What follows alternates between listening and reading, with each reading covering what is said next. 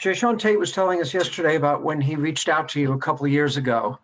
What do you remember about that conversation? And what was your reaction to find out that this guy who wanted your advice 2 years ago was now going to be your teammate and your backup? Um, but actually, it happens a lot more than people know when people, you know, have a lot of, throughout your career, you know, a lot of people, and the next guys that come along, guys want to, kind of introduce to kind of help guys out along the way. And so I get calls from kids and agents and stuff like that all the time. So um, it's crazy how things like that come full circle because now him being here, helping him daily now, try to get better, try to understand how to be effective in this league, and you know how to get going.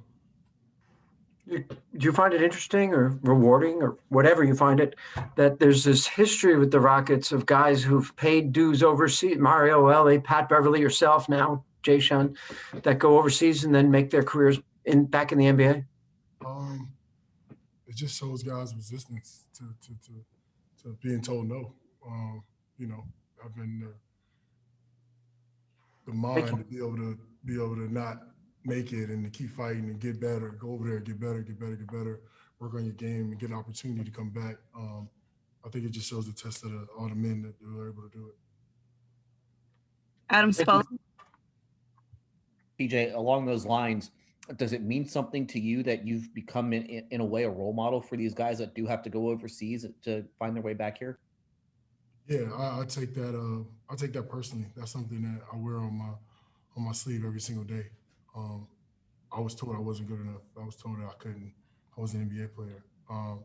So to now come back and years later, made myself what I have. That's something that I definitely do, and that's something that keeps me going forward now. To show guys that go over there that are told no, they can't play in the NBA, and they're not NBA players. Um, that's bull crap. Keep going, keep fighting, keep getting better, figure it out, and they can do it. Mark Berman.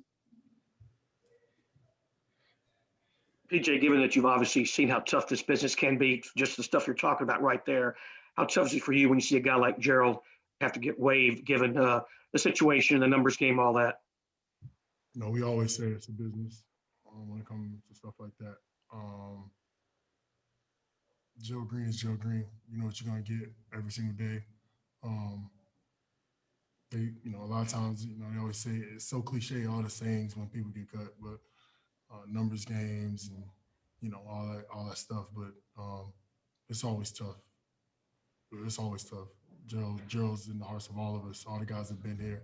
All the guys that know what he's gone through and what he's been through, and to be able to get on the team the way he did, it sucks. It's never fun when brothers get released. Kim Davis.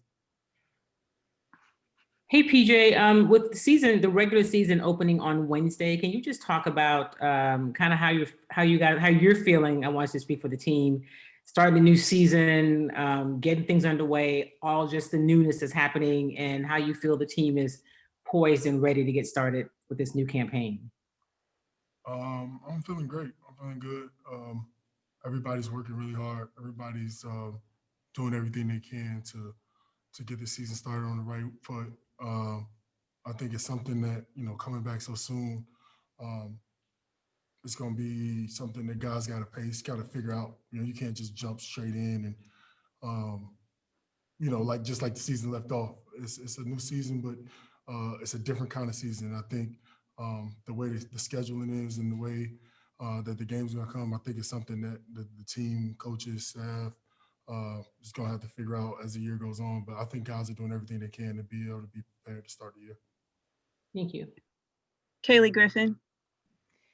PJ, kind of going off those same lines, this team knows what it can do offensively. Coach and some of the other guys have said that the next few days are going to be really about locking in defensively. You're a defensive guy. How would you assess where this team is in terms of picking up the defensive tendencies that coach is looking for? I think everybody focuses on that. We got a lot of good scorers. We got a lot of good shooters, guys that can finish. We got a lot of guys that can play really good offense, and we always have. But now this year, the the way this team's set up, we have a lot of guys that can really guard too. David, Sterling, guys that are real defensive guys coming in now, being able to pick guys up, being able to guard bigs, being able to be tough and physical enough to bang. Coach can really mess with the lineups a lot and do some different things. So, he's been throwing different stuff at us, and we've been picking it up pretty good. So it's something we'll just continue to work at. Mark Berman. PJ, you were talking about how the coaches have got to figure it out in terms of how they're going to play guys, that sort of thing. What about for you personally, the way you play, how you play? Do you have to be mindful of the minutes you're playing, given the short turnaround, that kind of thing? Yeah, we've obviously talked about that some, especially with the training staff. And it's something you're just going to have to figure out on the go. I don't think it's something you can predetermine.